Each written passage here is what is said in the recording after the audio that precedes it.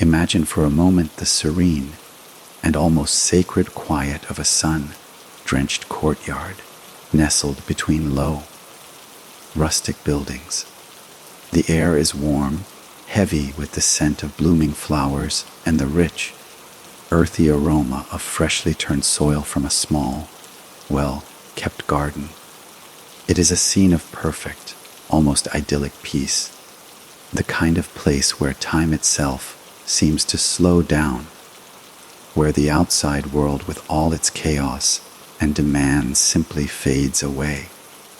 This is Joe and Mary's Italian restaurant on Knickerbocker Avenue in the Bushwick section of Brooklyn.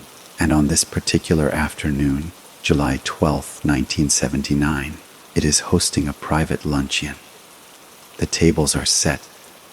The remnants of a generous meal linger. Plates bearing the faint traces of tomato sauce. Empty glasses that once held deep red wine. At the center of this tableau of contentment sits an older man, his posture relaxed, his demeanor one of a man without a single care in the world.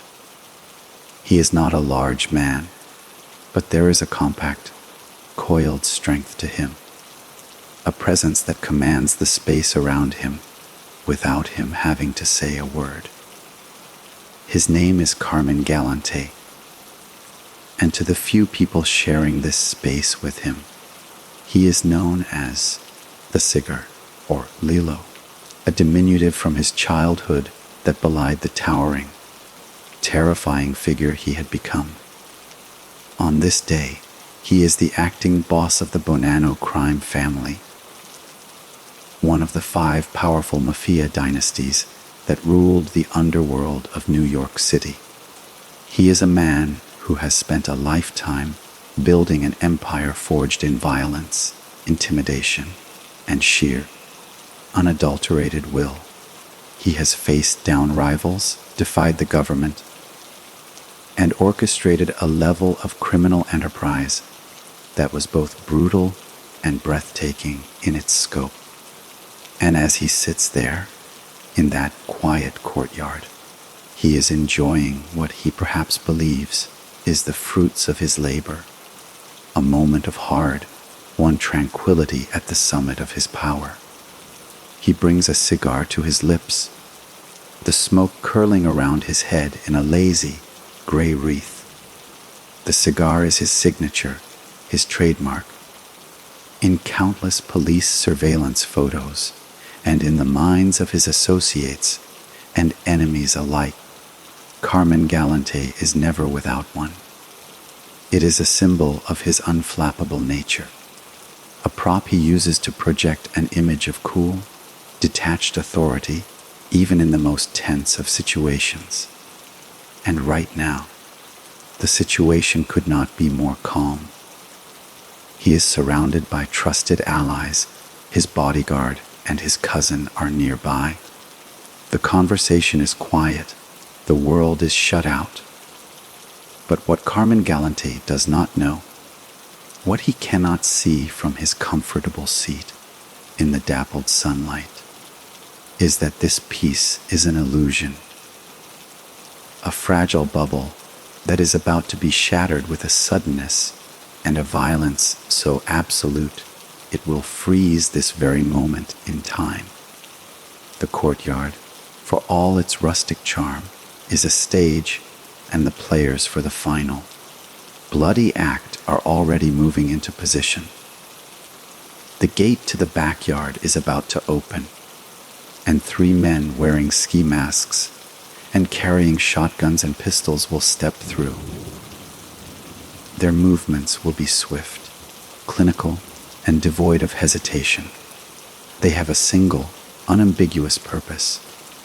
In a matter of seconds, the calm will be torn apart by the deafening roar of gunfire. The plates of food will be spattered with something far darker than tomato sauce. The wine glasses will be shattered, and the air, once filled with the scent of flowers and earth, will be thick with the acrid smell of cordite and copper. and when it is over. When the echoes of the shots have faded and the gunmen have vanished as quickly as they appeared, one image will remain seared into the public consciousness forever. It will not be an image of the chaos or the fleeing figures or the police tape that will soon cordon off the area. It will be the image of Carmine Galante as he was in the last second of his life, but also as he was in life itself, defiant, inscrutable, and utterly unmovable.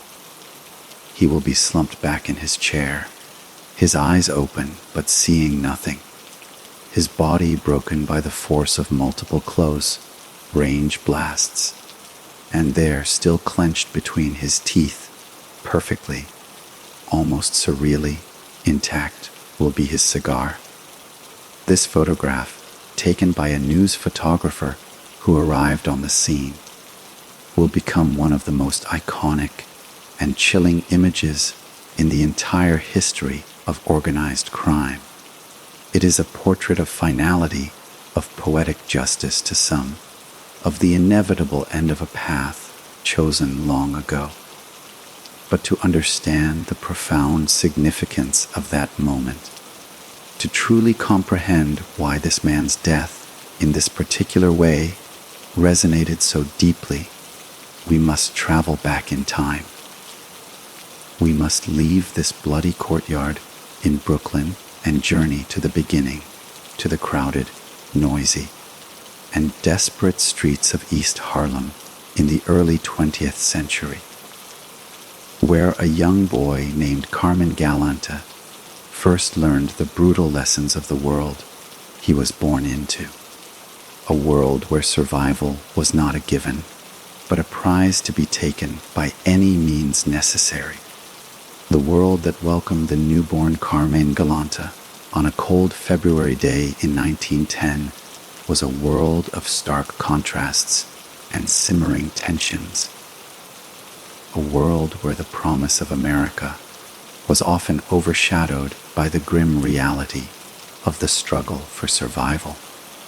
He was born in East Harlem, a neighborhood that was then a teeming, vibrant, and often violent enclave for Italian immigrants who had crossed the ocean in search of a better life, only to find themselves crammed into overcrowded tenements, facing poverty, prejudice, and the daunting challenge of carving out a place for themselves in a new and frequently hostile land. The streets of East Harlem were his first classroom, and the lessons they taught were not of reading and writing, but of power, respect, and the brutal economics of the street. From a very young age, Carmine was not like the other children. He was quiet, intensely observant. But beneath that placid exterior burned a fuse of almost unimaginable ferocity, and a will that refused to be bent or broken. He was small for his age, a fact that might have made another boy a target. But Carmine compensated for his stature with a sheer, terrifying ruthlessness that quickly became his defining characteristic. By the time he was 10 years old, he was already running with a local gang, learning the fundamentals of extortion, theft, and intimidation. He was a quick study, understanding instinctively that in this world, fear was a currency more valuable than money, and that a reputation for unwavering violence was the safest investment one could make. His childhood was not one of play and innocence, but of a grim and accelerated apprenticeship in the dark arts of street level crime. He was arrested for the first time at the tender age of 11, a moment that for most might have been a frightening wake-up call, but for Carmine, it was merely a rite of passage, a minor bureaucratic inconvenience in his chosen career path. The charges were assault, a pattern that would repeat itself with monotonous and escalating regularity throughout his youth. By 15, he had been sent to a reform school, a place designed to correct wayward youths, but which for someone like Galante served as a finishing school where he could network with other aspiring criminals and hone his skills without the distractions of family or community. It was here that the legend of Lilo began to truly take shape, a nickname that sounded soft and friendly, but was spoken with a mixture of fear and grudging respect by those who knew what he was capable of. Upon his release, he did not stray from the path. He plunged back into the underworld with a renewed focus, now setting his sights on the big leagues of organized crime, which in the 1920s was undergoing a seismic shift. The era of prohibition had begun, and with it, a golden age for men with the nerve and the lack of conscience to profit from the nation's thirst for illegal alcohol. This was the environment in which the young Galante truly came into his own, a chaotic and lucrative battlefield where fortunes were made and lives were lost with stunning rapidity. He aligned himself with the rising power of the Cosa Nostra, specifically finding a mentor in the formidable Vito Genovese, a man who recognized in the quiet, cold-eyed young man a kindred spirit, a natural killer devoid of hesitation or remorse. Galante quickly became a valued asset, an enforcer whose primary talent was the application of lethal force. He was not a strategist or a diplomat. He was a blunt instrument, but one wielded with chilling precision. His reputation grew not from elaborate schemes, but from the sheer body count he accumulated. He was the man you sent when you needed a problem to disappear permanently, a task he carried out with an emotionless efficiency that was more frightening than any display of rage. He was the shadow in the alley, the knock on the door in the dead of night, the final face that so many of his rivals saw. By the time he was in his early 20s, Carmine Galante was no longer just a street thug. He was a made man in the Bonanno crime family, a trusted and feared soldier whose name was whispered with apprehension throughout the New York underworld. He had climbed the first blood-soaked rungs of the ladder, and from his new vantage point, he could see that the world was far larger and filled with far greater prizes than the cramped streets of East Harlem had ever offered. The quiet, dangerous boy had become a quiet, dangerous man, and he was just getting started. The 1930s and 1940s were a period of consolidation and brutal refinement for Carmine Galante, a time when he transitioned from a promising and feared young enforcer into a cornerstone of the Bonanno family's lethal capabilities. His reputation becoming so entrenched in the folklore of the underworld that his mere involvement in a situation was enough to settle disputes without a single word being spoken or a single shot being fired. This was the era when the National Crime Syndicate was formalized, a shadowy corporate structure of murder and profit, and Galante found his precise, dark purpose within this new order. He became the family's premier assassin, a role he performed with a workmanlike detachment that was, in its own way, more terrifying than any passionate outburst of violence could ever be. He did not kill out of anger or for pleasure. He killed because it was his job, the function he performed in the complex ecosystem of organized crime. And he performed it with a level of skill and reliability that made him utterly indispensable to the family's leadership, particularly to its boss, Joseph Bonanno. It was under Bonanno's direction that Galante was entrusted with some of the most sensitive and high-stakes assignments, operations that were critical to the family's standing and financial health. One of the most infamous of these early missions came to be known as the Murder Incorporated saga, though Galante himself operated in a sphere above the well-known Brooklyn-based killing crew. His work was of a higher echelon, more discreet and far more consequential. He was linked to the assassination of the charismatic and influential Italian-American labor leader Carlo Tresca, a killing that sent shockwaves through both the political and criminal worlds, a clear message that the reach of the mafia extended into realms far beyond the streets.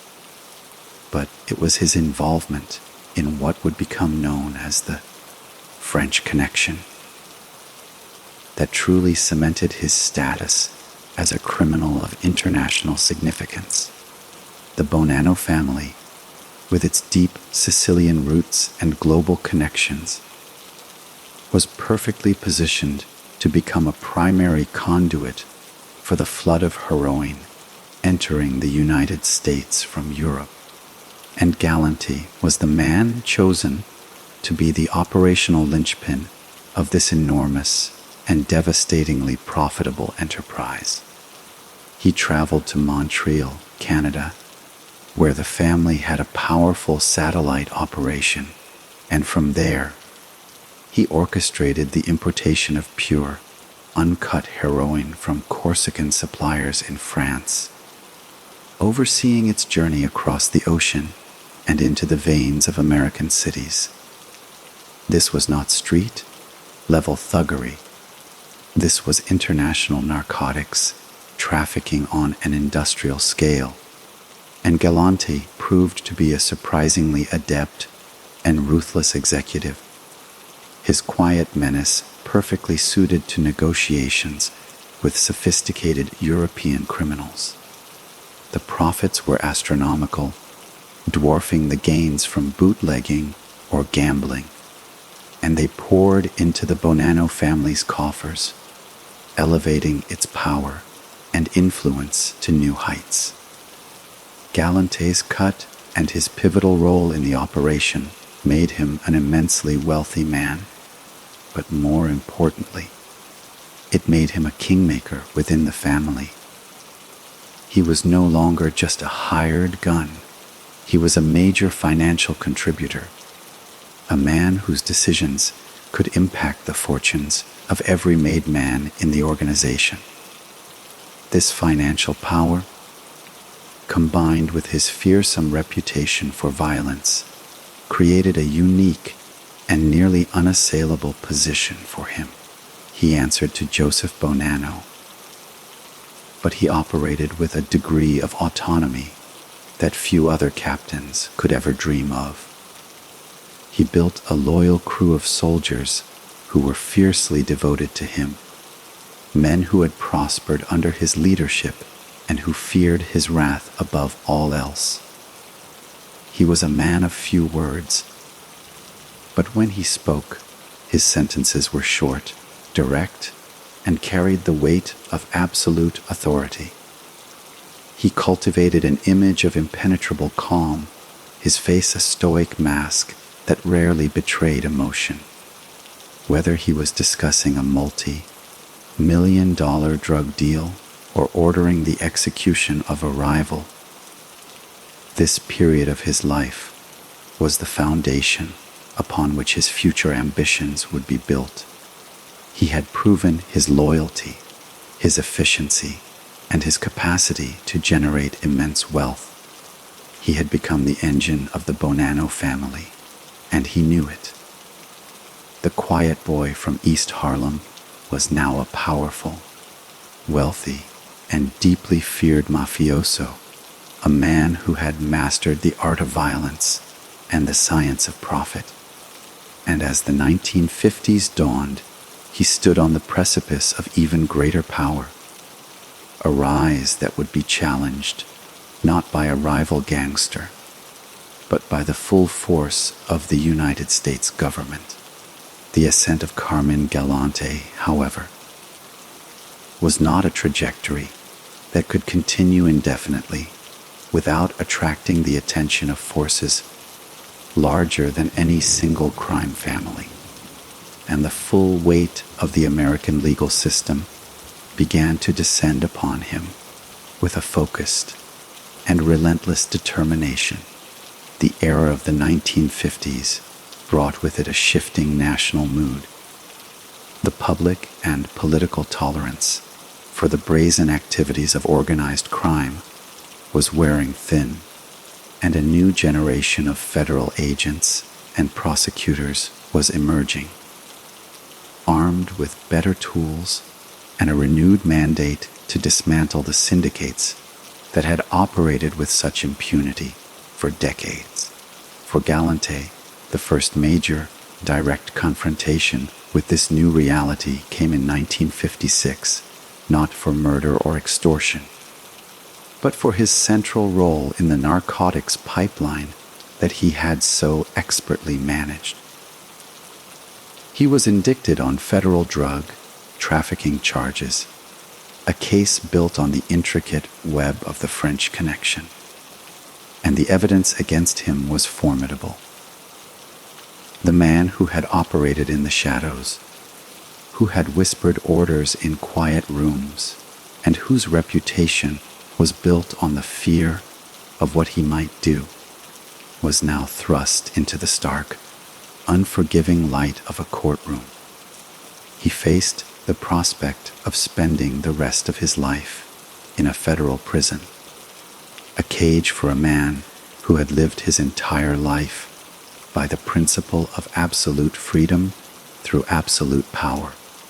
The trial was a spectacle, a dramatic clash between the law and the underworld, and Galante, true to his nature, met it with a stony, contemptuous silence. He did not plead. He did not show emotion. He simply observed the proceedings from behind his implacable mask, his eyes missing nothing, his mind undoubtedly calculating every angle. The outcome was inevitable. The evidence was too strong. The witnesses, though fearful, were compelling. He was convicted and sentenced to 20 years in prison, a staggering blow that would have ended the career of a lesser man. For Galante, it was merely an interruption, a forced retreat, but not a surrender. The federal prison system became his new domain, a grim, gray world where he would spend the next 12 years. But even from behind bars, his power and influence did not completely wane. He was not an ordinary inmate. He was Carmine Galante, a boss of the Bonanno family. And he was treated with a deference that echoed the respect he commanded on the streets of New York. He received visitors, he communicated with his loyalists, and he continued to exert a significant degree of control over his criminal empire. The world outside was changing.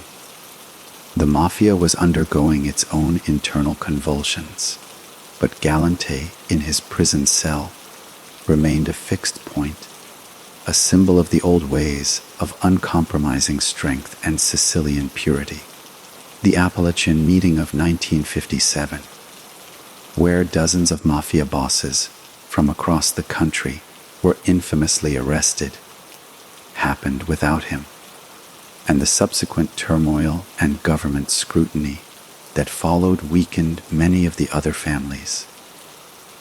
Then, his old mentor and boss, Joseph Bonanno, attempted audacious and foolish power grab against the Commission, the ruling body of the Mafia, which resulted in his forced retirement and exile, an event that became known as the Bonanno War.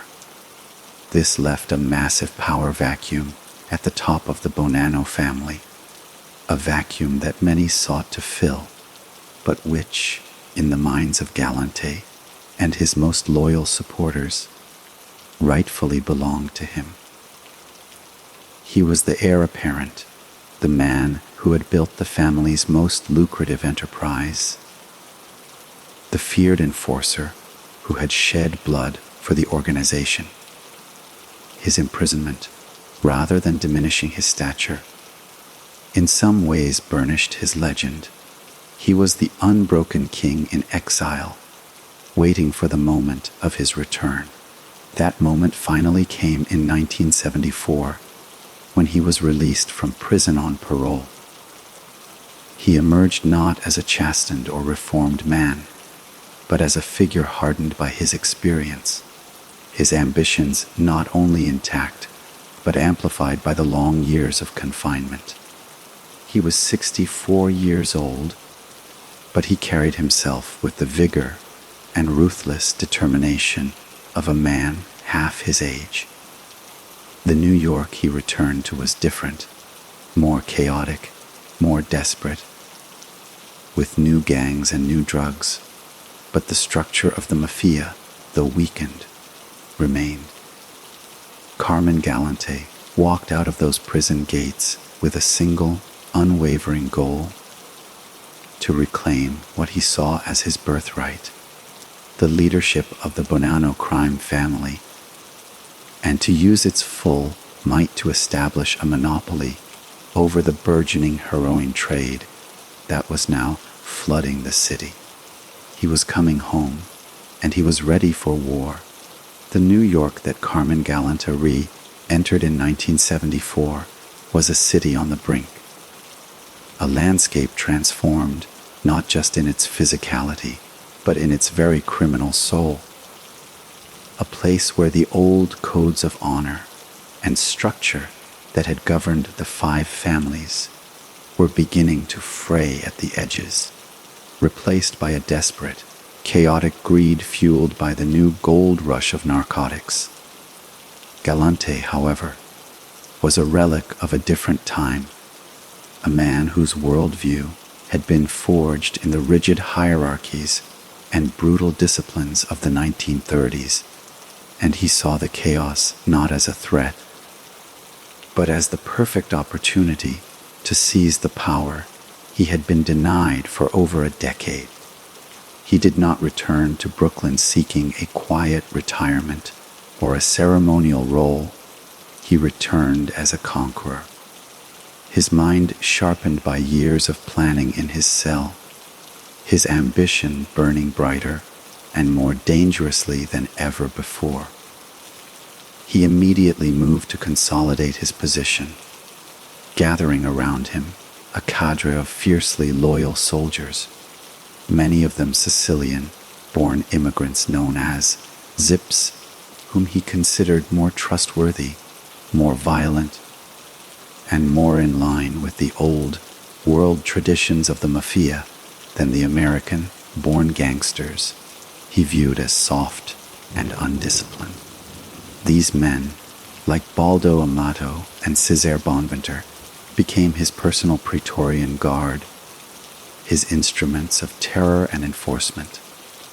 With this loyal army at his back, Galante simply walked into the Bonanno family's headquarters and declared himself the acting boss, a move of breathtaking audacity that stunned the existing leadership, which had been struggling to maintain order in the wake of the Bonanno War. There was no vote, no discussion with the Commission. There was only the sheer, intimidating force of Galante's will, backed by the very real and immediate threat of assassination for anyone who dared to oppose him. He was a force of nature, an earthquake that had shaken the very foundations of the family. And in the face of such terrifying resolve, overt resistance crumbled. He took control of the family's vast criminal portfolios, the gambling rackets, the loan sharking operations, the union infiltrations, but his eyes were fixed on a far grander prize. He envisioned a complete and total monopoly over the heroin trade in New York City, a scheme so audacious it would make his previous work in the French Connection seem like a small-scale operation. He used the family's existing connections with the Sicilian Mafia to open a pipeline of incredibly pure, cheap heroin, flooding the streets with a product that was both more potent and more affordable than anything his rivals could offer.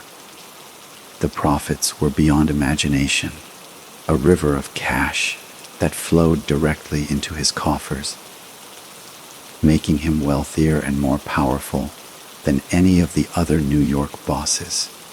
But this very success was also his greatest vulnerability, his brazen power grab and his open, flagrant focus on narcotics violated two of the most sacred, albeit often ignored, rules of the Mafia. You did not seize power without the consent of the Commission, and you did not deal so openly and extensively in drugs, an activity that brought the most intense and unwanted heat from federal authorities. Galante, however, was contemptuous of these rules. He considered himself above them, answerable to no one. He ruled the Bonanno family with an iron fist, his paranoia growing with his power. He trusted almost no one outside his inner circle of zips, and he began to systematically isolate and eliminate any potential rivals within the family. His old skills as an assassin now being used to purge his own organization. He was creating a kingdom of fear, but he failed to see that fear can be a catalyst for rebellion as much as a tool for control. The other crime families, particularly the Genovese and Gambino families, watched his meteoric and violent rise with growing alarm and envy. They saw his narcotics empire siphoning profits from their own operations, and they feared that his unchecked ambition and volatile nature would bring a tsunami of law enforcement scrutiny down upon all of them. The Commission, the very institution he had scorned, began to quietly discuss the Galante problem. Whispers started to circulate in the social clubs of Little Italy and in the back rooms of restaurants in Brooklyn. The man who had built his empire on silence and fear was now the subject of the most dangerous kind of conversation, the kind that ends not with an argument, but with a contract. The king, in his arrogance, was sitting on a throne that was beginning to crack, and the shadows around him were deepening, filled with the silent, patient figures of men who had decided that, for the good of everyone, for the stability of their own power and the survival of their own fortunes, Carmine Galante could not be allowed to live. The stage was being set, the players were chosen, and the final act of his life was being written in secret meetings, its conclusion as inevitable as the setting of the sun. The final 2 years of Carmine Galante's life were a masterclass in the intoxicating and ultimately self-destructive nature of absolute power a slow motion unraveling, where every display of strength simultaneously wove the threads of his own demise tighter and tighter, creating a web from which there could be no escape. He operated with a brazenness that bordered on madness, a king who believed his own kingdom to be so impregnable that he could openly scorn the laws of both man and the underworld without consequence. He held court daily in his headquarters, a social club on Knickerbocker Avenue, surrounded by his loyal Sicilian bodyguards, a man so consumed by his own myth that he failed to see the subtle shifts in the allegiances around him, the nervous glances exchanged between men who were once steadfast, the quiet conversations that would cease the moment he entered a room. His primary focus remained his narcotics empire, which had grown to such a scale that it was destabilizing the entire criminal economy of the city. And in doing so, he was not just breaking rules. He was challenging the very balance of power that had kept the five families from tearing each other apart in an all-out war.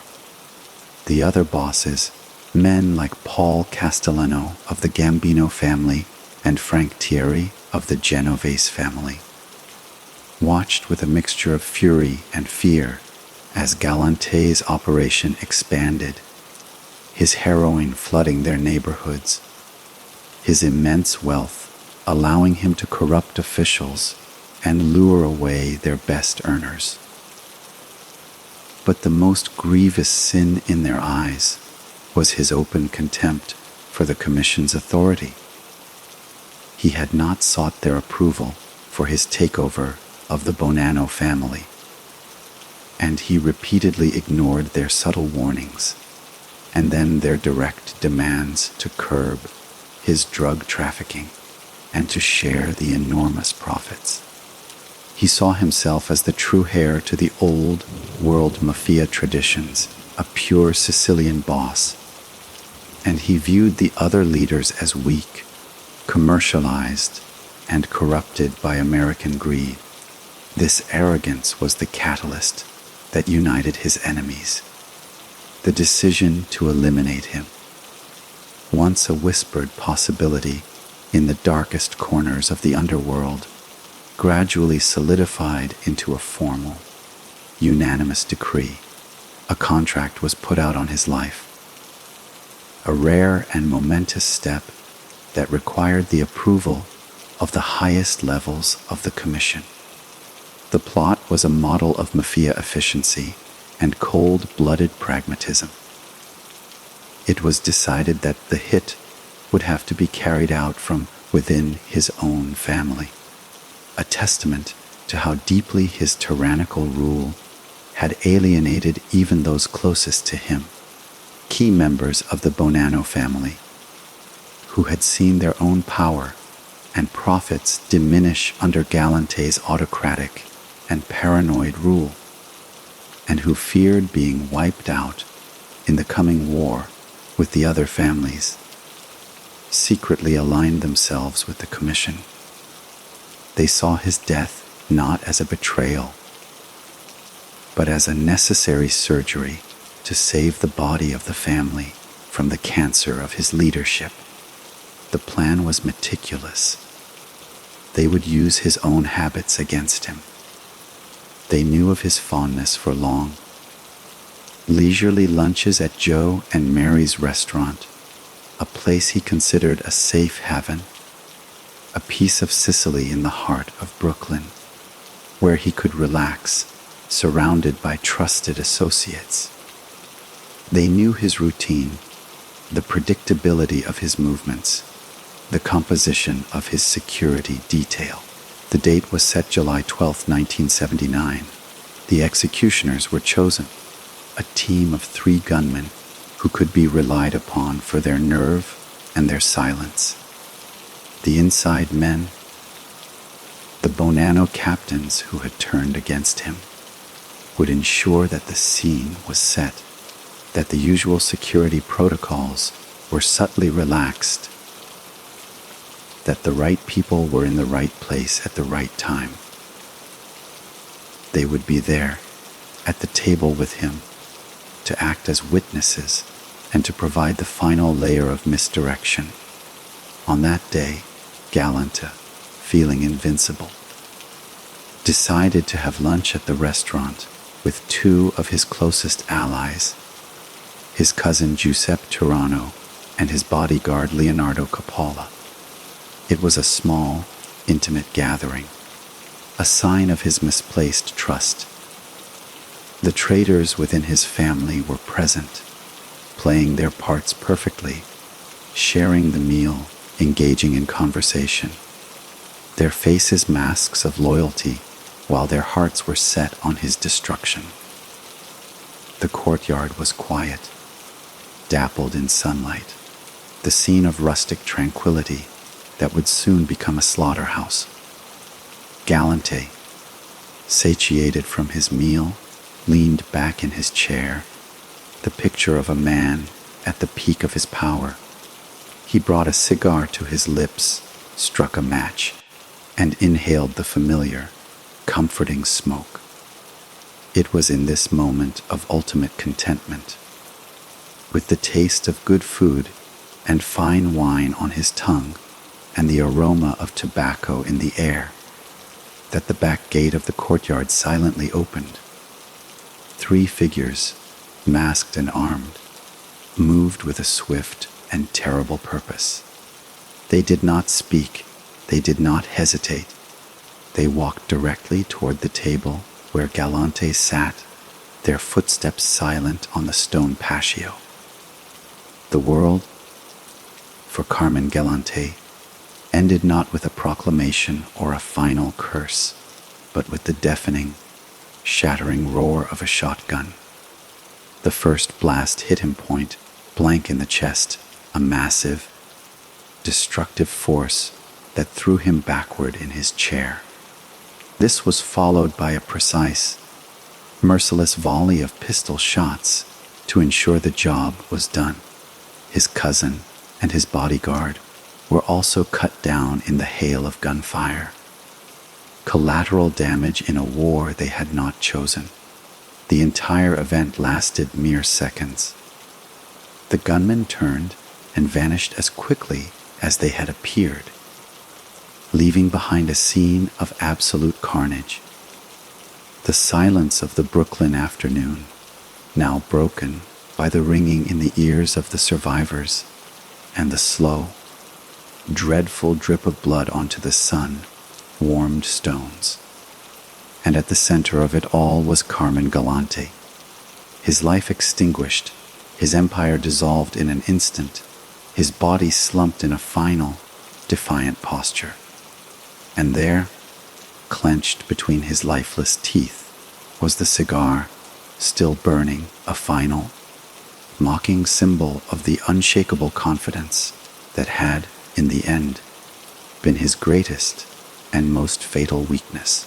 The king was dead, and the photograph of his corpse would become the enduring emblem of his brutal reign and his even more brutal downfall.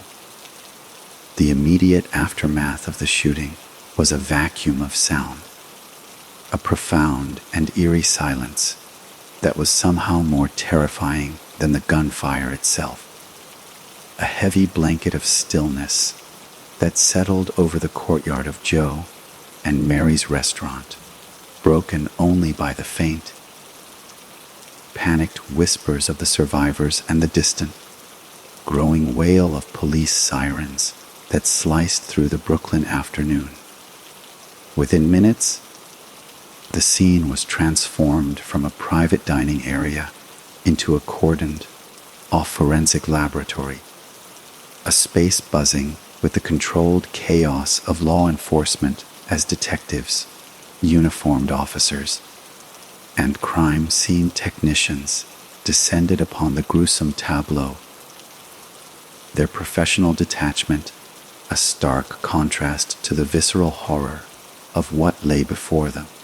The bodies of Carmine Galante, his cousin Giuseppe Tirano, and his bodyguard Leonardo Capalla lay where they had fallen, the rich, coppery smell of blood now mingling with the lingering aromas of the half-eaten meal, creating a nauseating perfume of death. And it was here, amidst the grim business of evidence collection and documentation, that a news photographer, having slipped past the initial police lines, captured the image that would transcend the specifics of the crime and become a cultural icon. A photograph so perfectly composed in its gruesome symbolism that it seemed almost staged. The picture showed Galante slumped on his back on the ground, his eyes open and vacant, his portly frame clad in a blood-soaked white shirt and dark trousers, the force of the shotgun blast visibly devastating. But the central focus, the element that made the image unforgettable, was the cigar. It was still there, clamped firmly between his teeth, miraculously unbroken and seemingly still smoldering, a final, defiant accessory to his own execution. This single photograph, published in newspapers across the country and around the world, did more than just document a mob hit. It told a complete story. It spoke of a man so arrogant, so entrenched in his own persona, that even a point-blank shotgun blast could not make him relinquish his trademark. It was a modern de memento mori, a stark reminder of the inevitability of death, but one uniquely tailored to the 20th century gangster. For the public, it was a shocking glimpse into the brutal reality of organized crime. For law enforcement, it was a satisfying conclusion to a long and frustrating pursuit, and for the underworld, it was a powerful, unambiguous message from the Commission that no one, no matter how powerful or feared, was above the law of the families. The investigation that followed was swift in its conclusions, but slow in delivering legal justice. As the wall of silence known as Omert descended, making it nearly impossible to secure convictions for the shooters themselves, the police and the FBI knew with near certainty who was responsible. The hit had been sanctioned by the Commission and carried out with the assistance of Bonanno family insiders. But knowing and proving in a court of law were two very different things. The identities of the three masked gunmen became part of Mafia legend. Whispered names like Baldo Amaido and Cesare Bonventer, men who were once part of Galante's own inner circle, a testament to the depth of the betrayal. The inside men, the captains who had set him up, simply melted back into the fabric of the family, their power and influence secured by their participation in the regicide.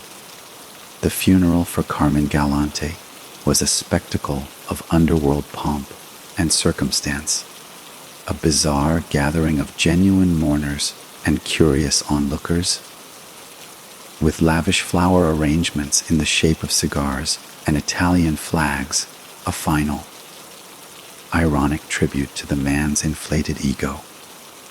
But beneath the surface show of respect, the power dynamics of the New York Mafia were already shifting, recalibrating in the vacuum his death had created.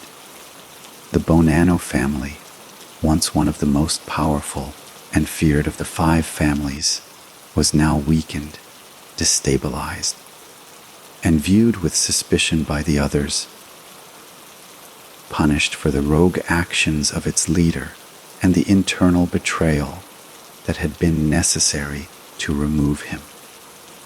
They were demoted on the commission, their seat left vacant for years, a pariah family struggling to regain its footing.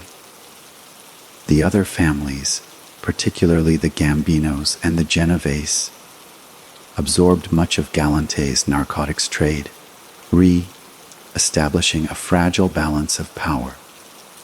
The great heroin monopoly he had dreamed of died with him in that sun-drenched courtyard.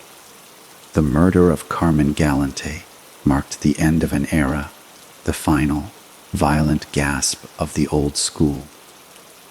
Sicilian-dominated mafia that had ruled New York for decades. It was a demonstration that the system, for all its corruption and violence, had a self-correcting mechanism, a way of pruning its most dangerous and unpredictable branches to ensure the survival of the whole. Yet, in a final, fitting twist of irony, the method of his demise, the very public, brutally efficient hit, also served to immortalize him in a way that a quiet retirement or a long prison sentence never could have. He became a legend, not just for the life he lived, but for the dramatic, photographically perfect nature of his death. The man who had always craved respect and fear achieved a form of dark immortality. His name and his final image forever etched into the annals of American crime. A permanent warning of the perils of unchecked ambition and the ultimate price of absolute power. To truly understand the profound and complex legacy of Carmine Galante, one must look beyond the shocking photograph and the brutal details of his death, and instead examine the vast and desolate landscape his life left in its wake. A legacy carved not in stone or honor, but in the shattered lives, institutionalized corruption, and the very fabric of organized crime itself, a shadow that stretched far beyond the confines of that Brooklyn courtyard. His death, while resolving an immediate crisis for the Mafia's ruling commission, did not extinguish the fires he had spent a lifetime stoking. It merely scattered the embers, allowing new, and in some ways even more destructive blazes to ignite across the city and the nation. The most immediate and tangible consequence was the seismic shift in the structure of the Bonanno crime family, an organization that had been molded in his own ruthless image and now found itself spiritually and physically decapitated, cast into a prolonged and bloody period of internal strife that would become known as the Three Capos War, a violent power struggle between the remaining factions who had all had a hand in his murder, each believing they deserved the throne he had so violently vacated. This internal civil war, fought in the streets of New York throughout the early 1980s, resulted in a dozen more murders, further weakening the family and drawing even more unwanted attention from federal investigators, fulfilling the very prophecy of destruction that the other families had feared Galante would bring upon them all. But the repercussions extended far beyond internecine mafia warfare. The immense narcotics empire he had built, while temporarily disrupted, did not vanish its infrastructure.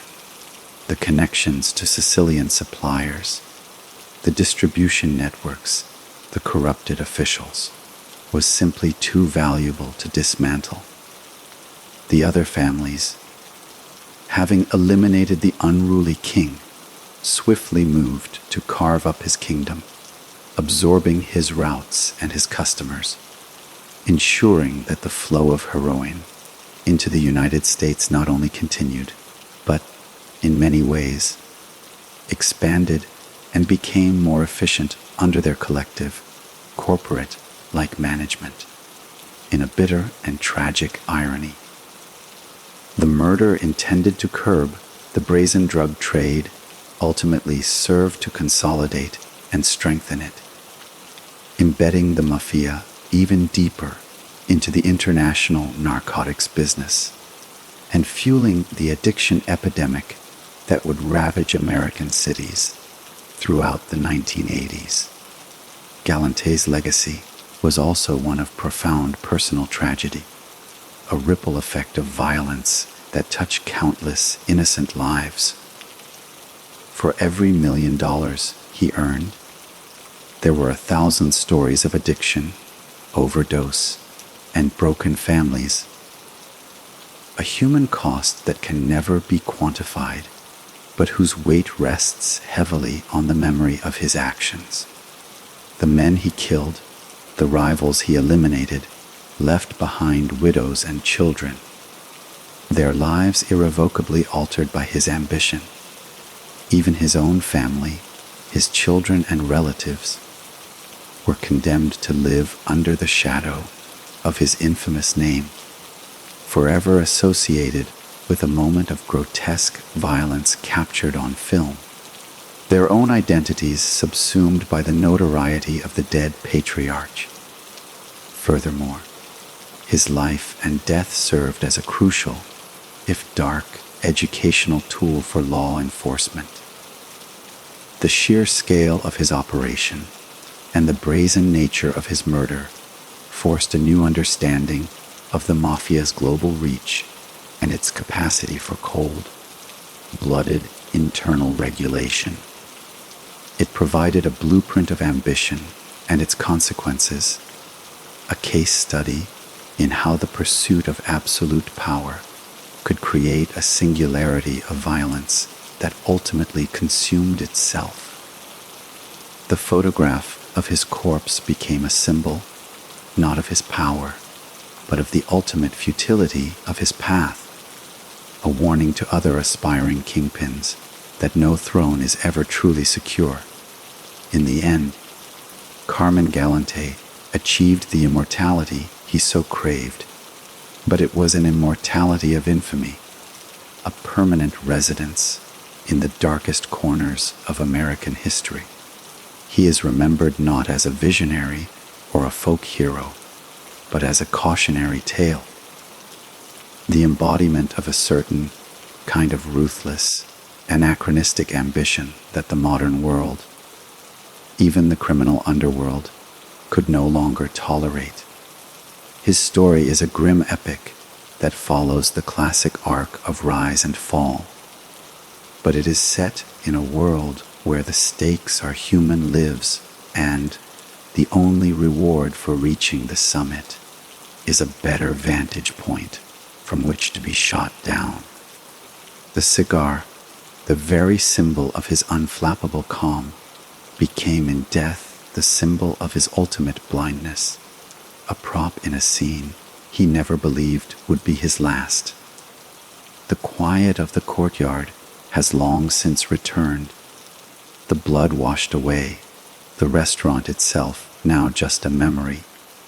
But the echo of those gunshots and the haunting power of that final image continue to resonate, a timeless reminder of the brutal economy of the underworld, where power is purchased with violence and the debt is always inevitably collected in full.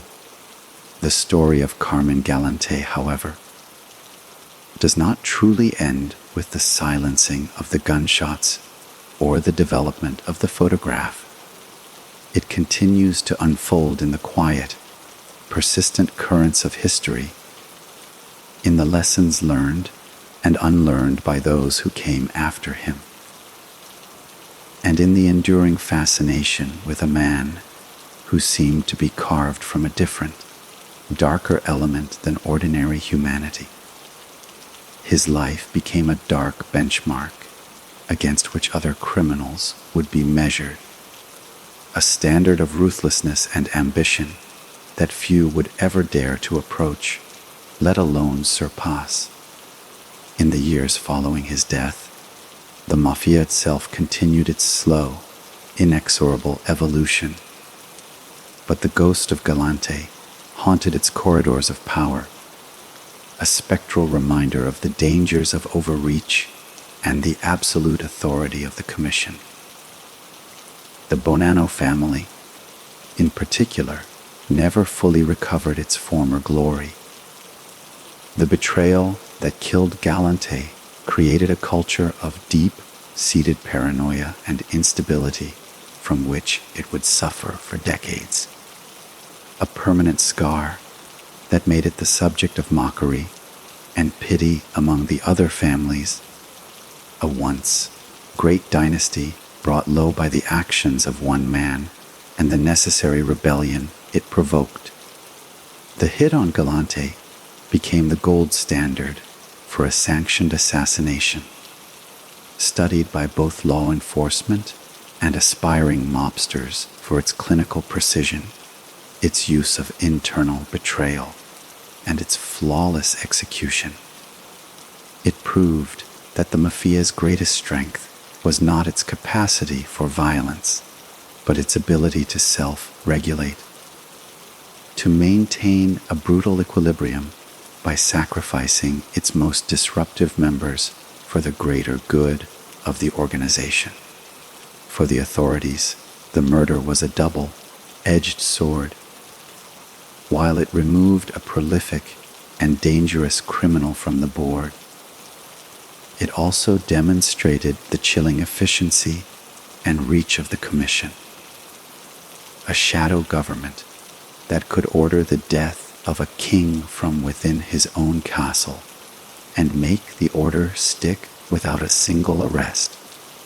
This realization galvanized federal efforts, leading to new strategies and laws, like the Racketeer-Influenced and Corrupt Organizations Act, which would eventually be used to decimate the very families that had ordered Galante's death. His legacy, therefore, is one of paradoxical consequences. His actions directly contributed to both the peak of the Mafia's hubris and the beginning of its eventual decline. The world he helped shape, a world of global heroin trafficking and immense, centralized criminal wealth, ultimately created a target so large that the full force of the American legal system could not help but take aim, leading to the famous Mafia Commission trial of the 1980s that would see the very bosses who sanctioned his murder convicted and imprisoned. In a broader, more philosophical sense, the life and death of Carmine Galante serves as a grim meditation on the American dream, distorted through a prism of violence, a story of an immigrant's son who used every means at his disposal to seize power and wealth, only to discover that the summit he fought so hard to reach was nothing more than a precipice. He is a figure of Shakespearean tragedy, a man whose greatest strengths, his will, his ruthlessness, his confidence, were the very flaws that engineered his destruction. He could not see that the loyalty he demanded was born of fear, not respect, and that fear is a weapon that can easily be turned against its wielder. He failed to understand that in the ecosystem of crime, as in nature, no creature grows too large without attracting predators. The quiet, observant boy from East Harlem, who learned to use violence as his first and only language, never learned the more subtle dialects of compromise and diplomacy, and that failure became the sentence passed upon him long before the gunman ever walked through the gate. His story is now complete, a closed loop that began in the tenements and ended in a courtyard, a journey of immense power that culminated in a moment of absolute powerlessness. The cigar has long since turned to ash. The photograph has faded to a historical artifact. But the narrative of Carmine Galante endures, a dark and compelling chapter in the endless human saga of ambition, power, and the inescapable price that must be paid for both. And so, as we bring this detailed narrative to a close, it is worth pausing one last time to reflect on the indelible mark left by a man like Carmine Galante, a mark that stains not just the pages of criminal history, but the very concept of power itself, forcing us to confront the uncomfortable truth that in the shadows of our society, there exist individuals whose lives are lived as a continuous, unblinking challenge to the established order, a challenge that only ends when their own hearts are stilled by the very violence they so freely dispensed. The story of Galante is more than a chronicle of murders, drug deals, and betrayals. It is a profound exploration of the limits of human ambition, a case study in how a singular focus on dominance can blind a person to the subtle webs of alliance and enmity that ultimately determine their fate. He was, in many ways, a pure product of his environment, a creature forged in the crucible of poverty and exclusion, who took the lessons of the street and applied them on a global scale, never doubting for a moment that the principles of intimidation and brute force that worked on the corners of East Harlem would be just as effective in the boardrooms of international crime. His greatest miscalculation was his failure to evolve, to understand that the system he helped build had grown beyond the need for a single, tyrannical ruler. The mafia had become a corporation, and corporations have no room for emperors who cannot be controlled by their own board of directors. The image of his death, so stark and symbolic, serves as the perfect bookend to a life of extreme contrasts. The serene setting versus the brutal act, the symbol of his calm versus the reality of his rage, the powerful boss versus the helpless victim. It is an image that has transcended its origins to become a universal symbol of comeuppance, a visual representation of the ancient idea that those who live by the sword shall die by it. For anyone who hears this story, the lesson is clear: power, when pursued without wisdom, compassion, or a sense of one's own mortality, is a self-correcting problem. The universe, or in this case the underworld, has a way of restoring balance, and the methods it uses are often as brutal as the imbalance they seek to correct.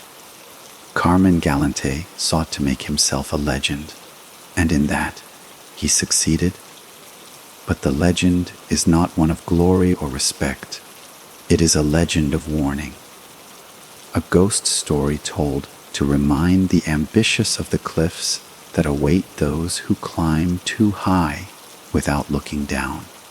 His name is now synonymous with a certain kind of old world, unapologetic criminality, a time when the mafia was less a business and more a blood-soaked kingdom, and his death signaled the end of that era. The world moved on. The drug trade found new masters.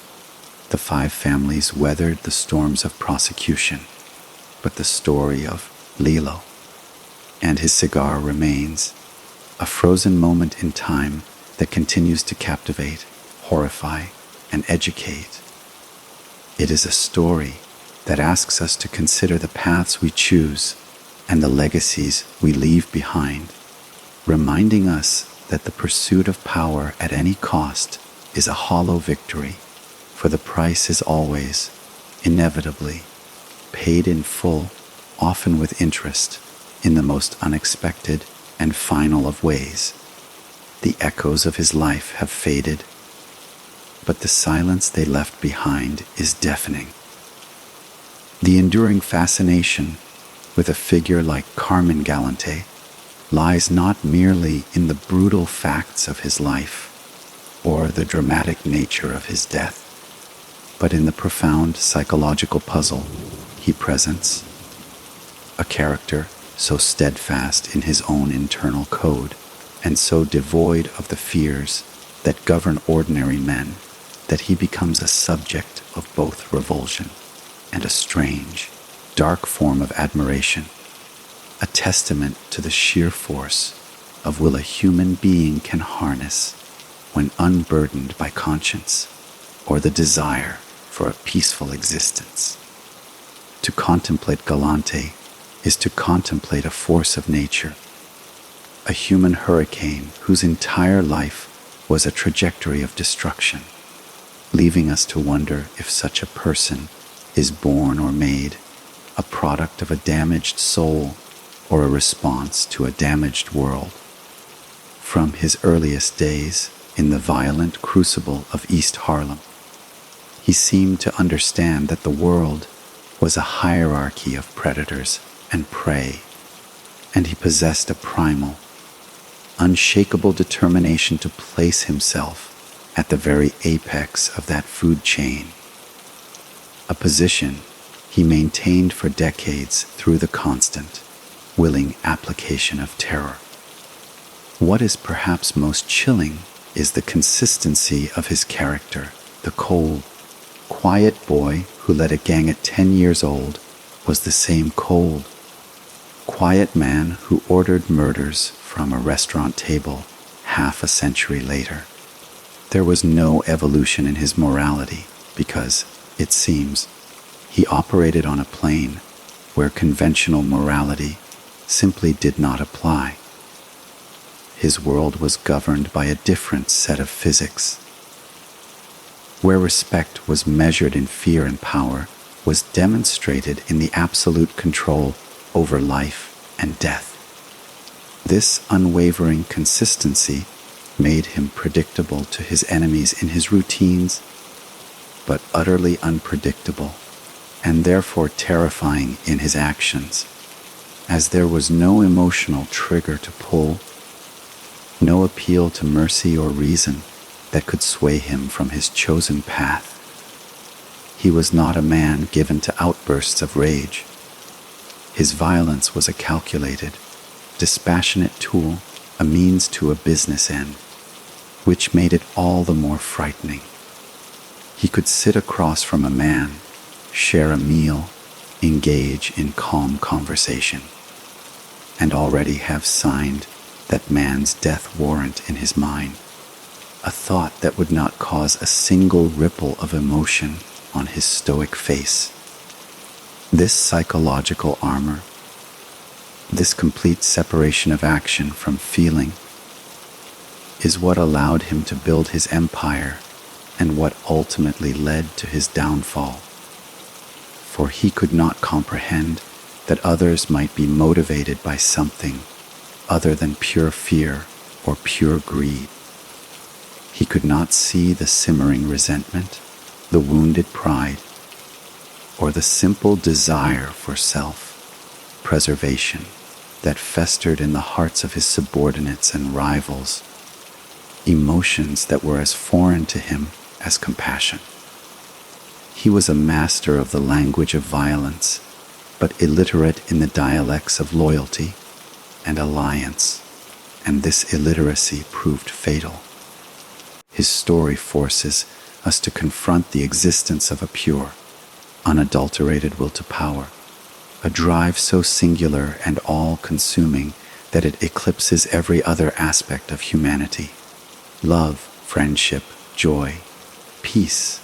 He is the archetype of the tyrant, not on a national scale, but within the borders of his own criminal kingdom. and his life stands as a grim reminder that such figures are not confined to history books or distant countries. They can emerge from the tenements of our own cities, their ambitions fueled by the dark economies that operate in our very midst. The photograph of his death, then, is not just a picture of a dead gangster. It is the final frame in the story of a particular kind of human psychology, a portrait of a mind that believed itself to be invincible, confronted with the ultimate, undeniable truth of its own mortality. The cigar, still clenched in his teeth, is the last vestige of that illusion, a final, futile gesture of defiance against the inevitable. To understand Carmine Galante is to peer into the abyss of absolute ambition, and to see that the abyss, in the end, always peers back. If we are to extract any single, overarching theme from the long and bloody tapestry of Carmine Galante's life, it is the inescapable and self-consuming nature of the very isolation he so meticulously cultivated, a fortress of solitude built not from ice, but from the cold, hardened bodies of his enemies and the cowed, fearful silence of his allies, a fortress that became his permanent prison long before the bullets ever tore into his chest in that sun-drenched courtyard. His entire existence was a masterclass in strategic alienation, a deliberate and systematic severing of the human bonds that might have offered him warning, counsel, or even a path to a different end. From his early preference for the company of hardened, Sicilian-born Zips over American-born mobsters to his later dismissal of the Commission's authority, Galante operated on the fundamental belief that trust was a weakness and reliance on others was a fatal flaw. He built his power not on a network of mutual benefit, but on a pyramid of fear, with himself as the solitary apex, believing that, as long as he was the most feared man in any room, he was also the safest. This was his grand and tragic miscalculation. A pyramid, by its very structure, has a broad base, and while all eyes may look up to the peak, all hands are also positioned to push it over. He failed to understand that fear, while a powerful motivator for compliance, is a brittle foundation for loyalty. It does not inspire the kind of selfless devotion that would cause a man to throw himself in front of a bullet. Instead, it inspires calculation, self-preservation, and the quiet, patient waiting for an opportunity to remove the source of that fear. The men who sat with him at that final lunch, the ones who smiled and nodded and broke bread with him, were not there out of respect or affection. They were there because they were terrified of what would happen if they were not, and that terror had festered and transformed into a cold, pragmatic resolve to be the architects of his demise rather than its potential casualties. His isolation was not just external, it was a profound internal solitude, a disconnect from the very humanity that might have allowed him to see the conspiracy taking shape around him. He could not read the subtle signs of betrayal in their eyes because he never looked for them. So confident was he in the power of his own reputation to instill unwavering obedience. He was a king who believed his own propaganda, who mistook the silence of his court for reverence, when it was, in fact, the quiet before the regicide. The three masked gunmen who entered the courtyard were not merely outside assassins. They were the physical manifestation of the walls Galante had spent a lifetime building, now turning inward to crush him. The shotgun blasts were the logical conclusion of a life lived by the sword. The final brutal audit of an account overflowing with violence and debt. In his final moment, as the sound of the gunfire echoed and the world went dark, Carmine Galante was, as he had been for most of his life, utterly and completely alone, surrounded by people but disconnected from them. A solitary figure in a crowded room, a king on a throne that vanished in a haze of smoke and blood. His legacy, therefore, is a stark lesson in the limits of terror as a tool of governance, a demonstration that while fear can command a room, it cannot hold a kingdom, and that the most formidable fortress, when it has no gates for allies to enter, becomes nothing more than a beautifully constructed tomb, waiting for its occupant to finally step inside. The world that Carmine Galante left behind was one that he would scarcely recognize, a criminal landscape that continued to mutate and adapt with a speed that is rigid. Old world sensibilities could never have comprehended, proving that while individuals can shape their era, time itself is an unstoppable force that eventually washes over and erases even the most formidable of footprints. The Mafia, in the decades following his death, did not vanish, but it was fundamentally altered.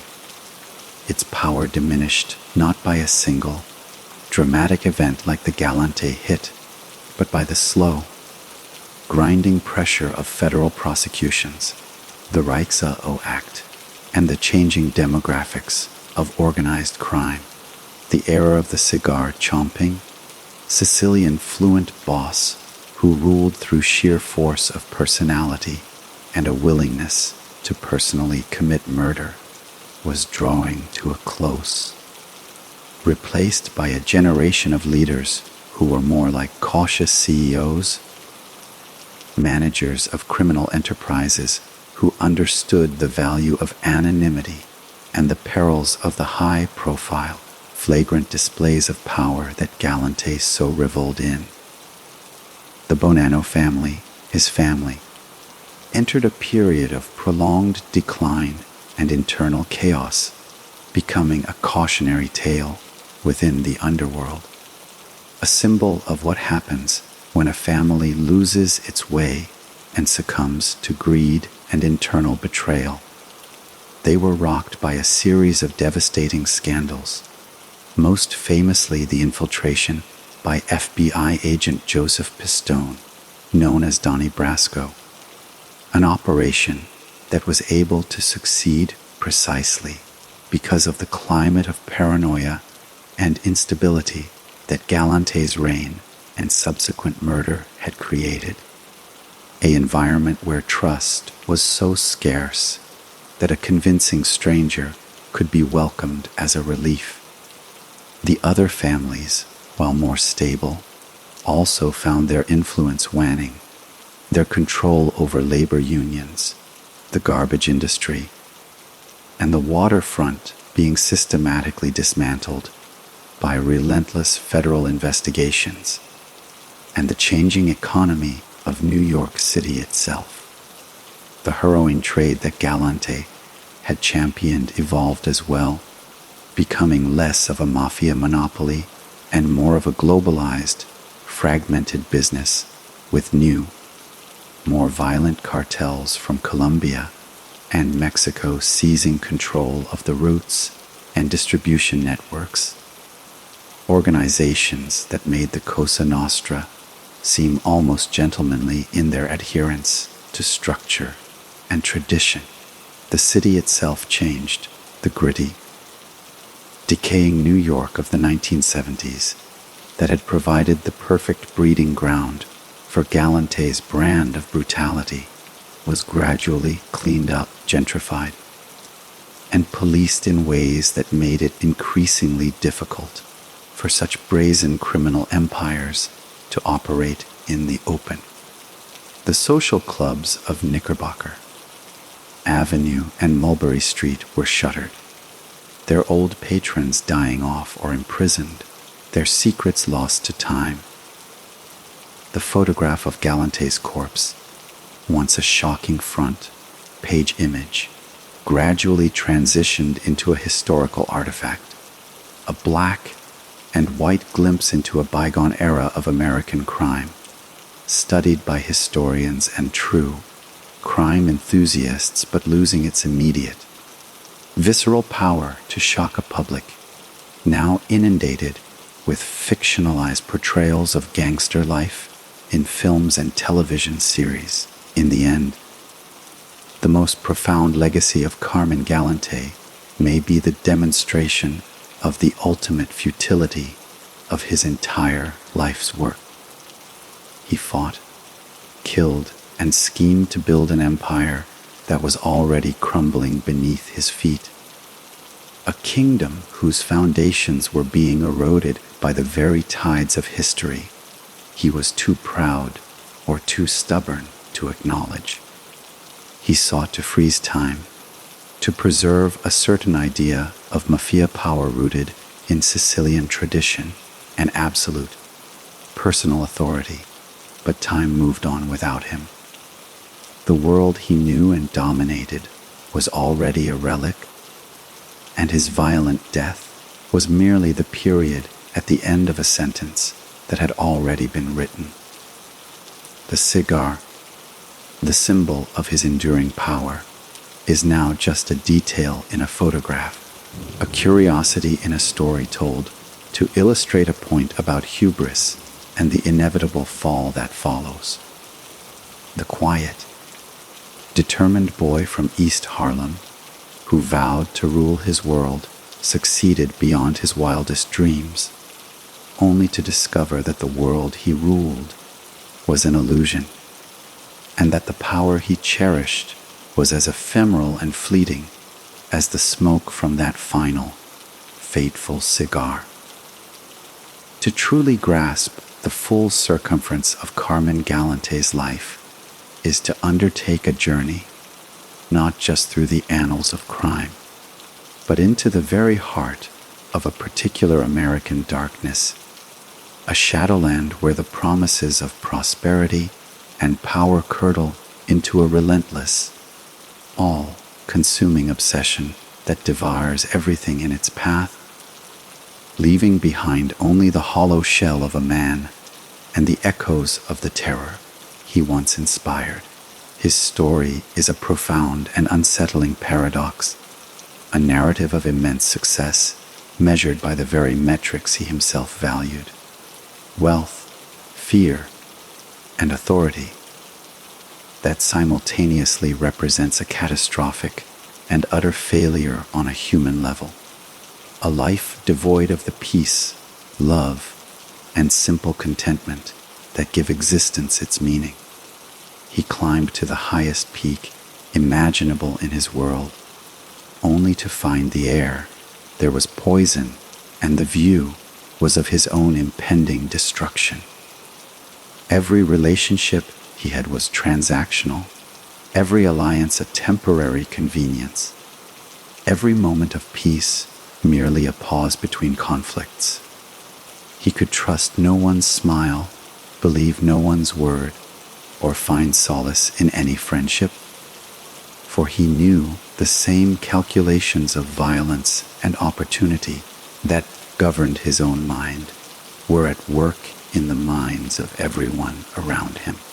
This is the true prison he inhabited, a jail of his own making, whose walls were constructed from suspicion, and whose bars were forged in the fires of his own ruthless actions. He was, in the most literal sense, a captive of his own reputation, unable to step outside the fearsome character of Lilo. for even a moment, lest he be perceived as weak and become a target. The constant pressure of maintaining this facade, of being the most ruthless man in every room, must have been an exhausting, soul-crushing burden, a weight that he carried from adolescence until his final breath. And when that final breath came, it did not come in the comfort of a bed, surrounded by grieving loved ones, but in a violent, public, and intentionally humiliating execution, orchestrated by the very system he had helped to build, and then defied. There is a deep, almost classical irony in the fact that the man who believed so completely in the power of violence to solve problems ultimately became the problem that violence was chosen to solve. He was a living embodiment of the principle that no system, no matter how criminal or alternative, can tolerate a rogue element that threatens the stability of the whole, and his death was a necessary, if brutal, act of ecological balance in the underworld. The Commission, in ordering his murder, was not merely eliminating a rival, it was pruning a diseased limb to save the body of the organization, a cold, surgical procedure that demonstrated a level of pragmatic detachment that even Galante himself would have had to admire had he not been the patient on the table. His life, therefore, stands as a grim lesson in the limits of individual will against collective interest, a reminder that no one is ever truly an island, and that even the most powerful tidal wave eventually dissipates its energy against the shore. The story of Carmine Galante is not a celebration of a gangster's life. It is a somber meditation on its costs, a detailed accounting of the terrible price extracted for every dollar of illicit profit, for every moment of unchallenged authority, for every life extinguished on his orders. The ledger of his life, when finally balanced, shows a man deeply in debt to humanity, a debt that was called in with shocking finality on a summer afternoon in Brooklyn, leaving behind not a legacy of honor or respect, but a cautionary tale written in blood and smoke, a story to be told in hushed tones as a warning of the desolate, lonely, and ultimately self-defeating nature of the pursuit of power through terror.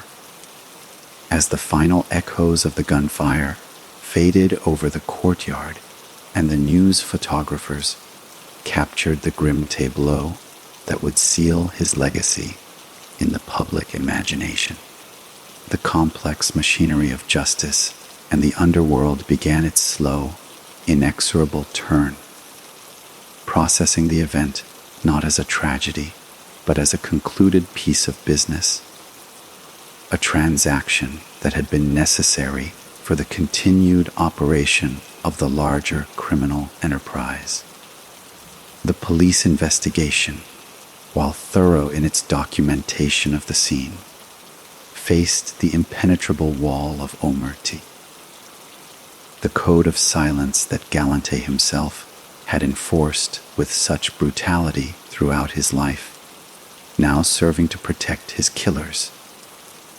Despite the near, certain knowledge within law enforcement and the public of who had sanctioned the hit and who had likely pulled the triggers, securing enough evidence for a conviction proved impossible.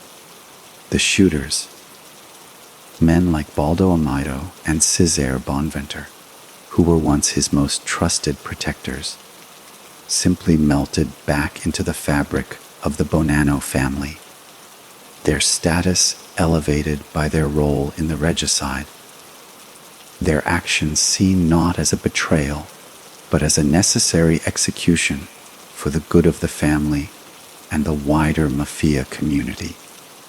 The inside men, the captains who had dined with him and set the stage for the assassination, consolidated their power in the chaotic aftermath. Their loyalty to the commission rewarded with greater influence over the fragments of Galante's empire. The funeral that followed was a spectacle of twisted irony, a gathering of the very same underworld figures who had either ordered his death or approved of it, now paying public homage to the man they had eliminated. Their lavish floral arrangements and solemn faces, a performance of respect for the cameras and the community, a final act in the play of power and deception. Meanwhile, the federal authorities, while frustrated by their inability to prosecute the killers, viewed his death as a significant strategic victory. The removal of a volatile and unpredictably ambitious player from the board, which made the longer-term goal of dismantling the entire organized crime structure somewhat more manageable. For the Bonanno family, the death of Galante did not bring peace or stability. It ushered in a bloody and protracted internal war, as the various factions that had united to remove him now turned on each other in a violent struggle for the vacant throne, a conflict that would see dozens more murders and further weaken the family for years to come. The other New York families, particularly the Gambino and Genovese, moved swiftly to absorb the most lucrative parts of his narcotics operation, solidifying their own power and demonstrating the fluid, corporate nature of the underworld, where assets are quickly redistributed following a hostile takeover. In the grand narrative of American organized crime, the murder of Carmine Galante marked the end of an era defined by larger-than-life Sicilian-born bosses who ruled with absolute personal authority, and the beginning of a more cautious, corporate-minded approach to leadership. His death was a clear message from the Commission that no individual, no matter how powerful or feared, was bigger than the organization itself, and that the pursuit of personal ambition at the expense of the collective would be met with the ultimate sanction. The photograph of his body, the cigar still clenched between his teeth, thus became more than just a memento of a single murder.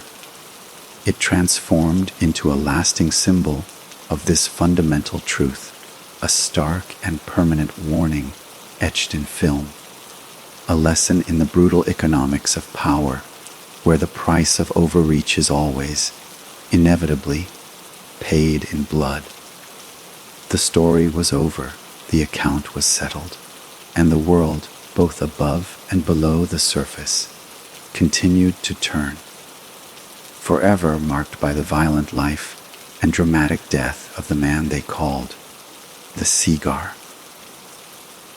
The philosophical implications of Carmine Galante's life and death extend far beyond the specific details of his criminal resume, inviting us to ponder the very nature of power, its seductions, its corruptions, and the profound emptiness that often lies at its core, a void that no amount of money, fear, or control can ever truly fill.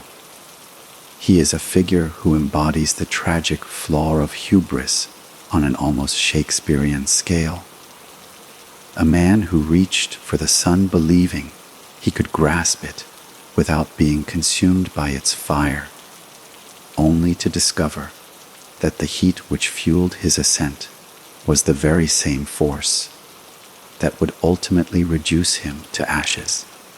His story is a powerful argument against the illusion that absolute power brings absolute freedom, demonstrating instead that it brings only a more gilded and elaborate form of slavery, a life spent constantly watching for threats, questioning loyalties, and fortifying walls that can never be high enough or strong enough to keep out the consequences of one's own actions. The freedom he so fiercely sought through domination was a mirage, for he was perhaps the least free man in New York, a prisoner of his own paranoia, trapped in a cycle of violence from which the only escape was the very annihilation he had delivered to so many others. He operated under the belief that the world was a simple place governed by the primal law of the predator and the prey, and he dedicated his entire existence to ensuring he was the ultimate predator.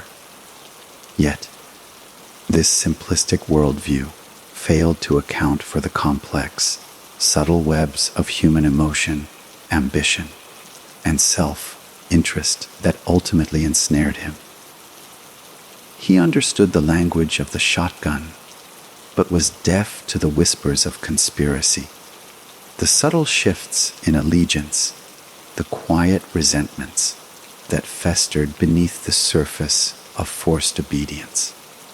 His downfall was not the result of a single, grand mistake, but of 1,000 small miscalculations in human nature. A fundamental misreading of the fact that fear, while a powerful tool for coercion, is a fragile foundation for lasting power. The loyalty that endures is born of respect, shared interest, or genuine affection, none of which he cultivated, leaving him with a court of sycophants and terrified subordinates who saw his elimination not as a sin, but as a necessity for their own survival and advancement. In this, his life becomes a dark mirror, reflecting back the consequences of a path chosen without regard for its human cost. A warning that the pursuit of power for its own sake is a hollow endeavor that ultimately consumes the pursuer. The iconic photograph of his death is therefore not just an image of a gangland hit. It is a modern-day memento mori, a stark reminder of the mortality that awaits us all, a visual representation of the fact that no amount of worldly power can shield a person from the final, equalizing reality of death. The cigar, the symbol of his unflappable cool and his dominant persona, becomes in death a symbol of the ultimate futility of that persona, a prop in a scene that underscores the fragility of human life and the vanity of earthly ambitions. To study the life of Carmine Galante is to undertake a journey into the heart of darkness, not in a remote jungle, but in the concrete canyons of a modern city, and to return with a sobering understanding that the greatest battles are often not fought for territory or wealth, but for the preservation of one's own soul, a battle that he lost long before the gunman ever arrived at that quiet restaurant in Brooklyn, beyond the immediate sphere of organized crime and its internal politics. The life of Carmine Galante casts a long and troubling shadow over the very fabric of society, forcing us to confront the uncomfortable reality that figures like him are not merely anomalies, but are often products of a system that simultaneously condemns and creates them, a cycle of poverty, exclusion, and limited opportunity that can funnel ambitious and morally unconstrained individuals toward a path of ruthless criminal enterprise as the most viable means of achieving the power and respect they feel denied by legitimate society. The crowded, impoverished tenements of East Harlem in the early 20th century were a fertile breeding ground for disillusionment and rebellion, a place where the law was often seen as an instrument of oppression rather than protection, and where the local gangster, with his flashy clothes and apparent financial independence, became a perverse role model, a symbol of success wrested from an unjust world by sheer force of will. Galante was a product of this environment, a boy who looked at the world around him and concluded that the only law that truly mattered was the law of the jungle, and that within that jungle he would be the apex predator. His subsequent career, for all its unique brutality, can be seen as a grotesque magnification of the core tenets of the American dream: self-reliance, ambition, and the relentless pursuit of prosperity, taken to their most violent and antisocial extreme. He was, in a twisted sense, a hyper-capitalist, operating in a black market where the barriers to entry were a willingness to kill, and the primary commodity traded was human suffering. His monopoly on the heroin trade was a dark parody of corporate consolidation. His use of murder a perversion of competitive business practices. And just as in the legitimate business world, his unchecked ambition and hostile takeover tactics eventually provoked a collective response from the established cartel. The Commission, which functioned as a brutal regulatory body enforcing its own version of antitrust laws. The story of Galante, therefore, is not just a story about one man's evil, but a story about the dark underbelly of the systems we inhabit, a reminder that the line between the boardroom and the back alley can be thinner than we care to admit, and that the drive for dominance, when completely untethered from ethics or empathy, leads to the same destructive outcomes, whether it is pursued with a briefcase or a shotgun. His life forces us to ask difficult questions about the societal conditions that create such monsters and about our own complicity as a society in fostering an environment where the allure of the underworld can seem like a rational choice for those who feel they have no other path to significance or wealth.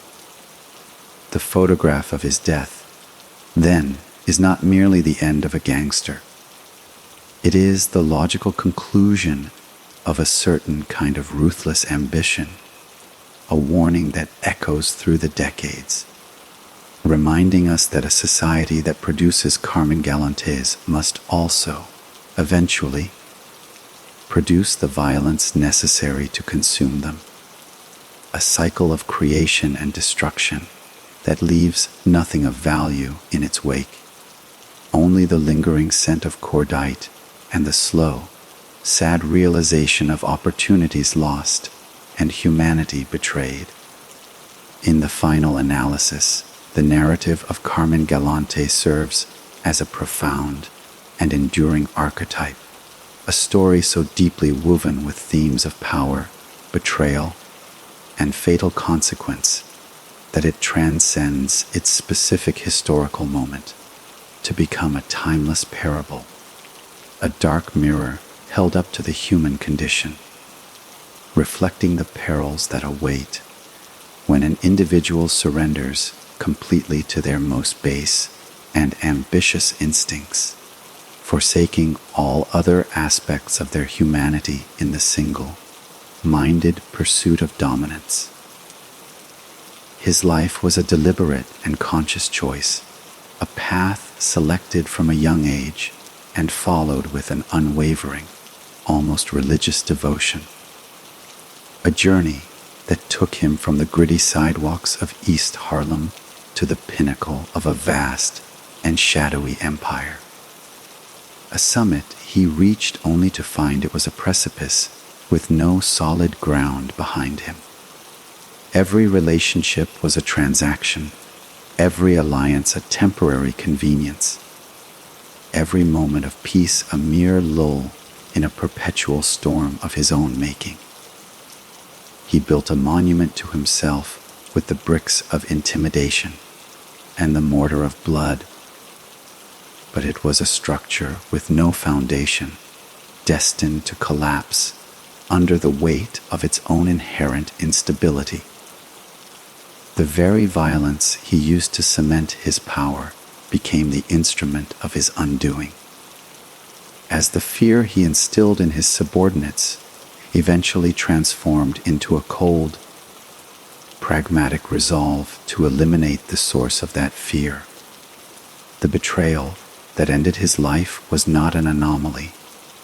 It was the inevitable harvest from the seeds of terror he had so diligently sown throughout his career. He was a man who understood the price of everything in his world, the cost of a murder, the value of a kilo of heroin, the going rate for a corrupt official. But he failed to understand the value of the things that truly sustain a life: trust, loyalty, and the simple, unguarded peace that comes from a life lived without constant vigilance. His legacy, therefore, is not one of glory or even of notoriety, but of a profound and tragic emptiness. A cautionary tale that resonates because it speaks to a universal truth about the limits of power and the inescapable need for human connection, however flawed or fragile it may be. The iconic photograph of his death is the perfect encapsulation of this legacy. It is not an image of a fallen king, but of a solitary figure, utterly alone in a crowded world, his final moment as isolated as his life had been. The cigar, that stubborn symbol of his defiance, is ultimately a symbol of his blindness, a testament to his inability to see that the persona he had constructed was a prison, and that the keys to that prison were held by the very men he had spent a lifetime intimidating into submission. To hear the story of Carmine Galante is to be taken on a journey to the very edge of human ambition, and to be shown the abyss that lies beyond, a void where power is meaningless and fear is the only constant. It is a story that ends not with a bang, but with the silent, enduring question of whether the price he paid for his power was ever, in any conceivable way, worth the cost. And as the last traces of smoke from that final cigar dissipated into the Brooklyn air, the only answer that remained was the chilling, absolute silence of the grave. A silence that speaks volumes about the ultimate futility of a life dedicated solely to the worship of force and the hollow pursuit of a power that can never, ever bring peace.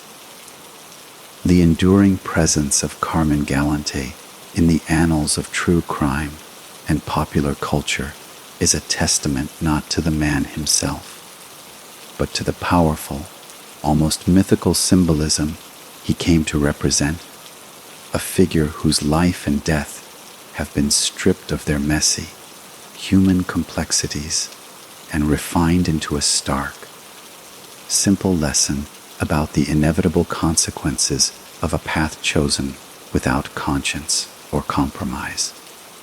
He has become less a person and more an idea, a shorthand for a certain kind of old world, unapologetic criminality that we are told no longer exists, a relic from a time when the underworld was governed by a stricter, if more brutal, code, and when its kings were brought down, not by federal indictments, but by the more immediate and personal justice of the gun.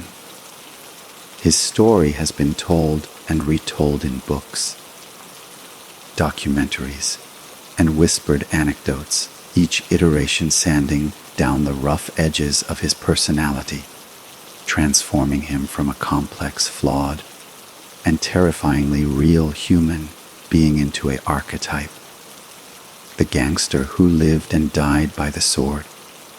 This process of mythologization is a common fate for figures of his infamy, a way for society to process and compartmentalize the unsettling randomness of such profound violence, to impose a narrative of cosmic justice onto events that are, in reality, simply the cold, calculated results of criminal business decisions. We look at the photograph of his corpse and we see a moral fable, a clear-cut story of hubris and nemesis, because the alternative, to see it as the arbitrary, messy end of a single, specific life, is far more disturbing. The cigar is the central prop in this myth, the perfect, almost two, on the nose symbol that elevates the image from a crime scene photo to a piece of iconography. It allows us to distance ourselves, to see Galante not as a man who bled and died, but as a character in a drama whose ending was foretold from the very beginning. But in doing so, we risk losing sight of the true horror and the true lesson of his life. The horror is not that a bad man was killed, but that a human being could so completely dedicate his existence to the pursuit of something so ultimately empty and self-destructive. The lesson is not that crime doesn't pay, but that a life lived without empathy, trust, or genuine connection is a life of profound poverty, no matter how many millions are stacked in a vault. The myth of Carmine Galante is a safe story. We tell ourselves about the dangers of going too far, but the reality of Carmine Galante is a much more challenging and uncomfortable mirror, reflecting back the potential for darkness that exists in the human heart and the sobering truth that the pursuit of power in any realm, when completely divorced from morality, leads not to triumph, but to a profound and irreversible isolation. He is a ghost that haunts the American consciousness, not because he was uniquely evil, but because he was a logical, if extreme, product of a world that often celebrates ruthless ambition and glorifies the outlaw, forcing us to confront the dark conclusion of those values when they are taken to their absolute endpoint. The story is over, the man is gone, but the myth persists, a chilling and eternal reminder, written in the language of violence and sealed with the symbol of a single, unbroken cigar. And so we arrive at the end of our journey, a detailed exploration of a life that began in the clamor of immigrant tenements and concluded in the sudden, violent silence of a Brooklyn courtyard, a narrative arc that spans nearly 7 decades of American history and delves into the darkest corners of human ambition. The story of Carmine Galante is now complete, every chapter of his rise and fall laid bare, from the cunning, violent child on the streets of East Harlem to the feared enforcer of the Bonanno family, from the architect of a global narcotics empire to the arrogant, isolated king who believed himself untouchable, and finally, to the motionless figure in the photograph, that has come to define his entire existence. We have followed his path through the turbulent era of Prohibition, through his pivotal role in the infamous French Connection, through the long years of imprisonment that did nothing to dim his ambitions, and through his audacious and brutal seizure of power upon his release, a move that set him on a direct collision course with the very foundations of the Mafia itself. We have examined the intricate conspiracy that led to his death, a plot born of fear and self-preservation among his own subordinates and rivals, and we have reflected on the complex and often contradictory legacy he left behind. A legacy of immense criminal influence and profound personal emptiness. A testament to the destructive power of unchecked ambition and the ultimate futility of a life lived by the sword. The image of his final moment, with the cigar still clenched between his teeth, remains frozen in time, a powerful and enduring symbol of his defiance, his hubris, and his ultimate downfall. It is a picture that tells a story far more complex than any single photograph should be able to contain. A story of a man, a world, and a code that consumed itself in the end. His life serves as a somber, permanent warning, a reminder that the pursuit of power at the expense of one's humanity is a hollow victory, a path that leads only to isolation and a violent end. The echoes of his life have faded into history. The specific details known now only to those who study the annals of crime, but the essential lessons of his story remain as relevant as ever. We thank you for accompanying us on this deep and detailed exploration of a truly formidable and frightening figure from the underworld. If you found this narrative engaging and informative, we encourage you to explore the other stories we have meticulously crafted, each one a window into a different chapter of history's darker side.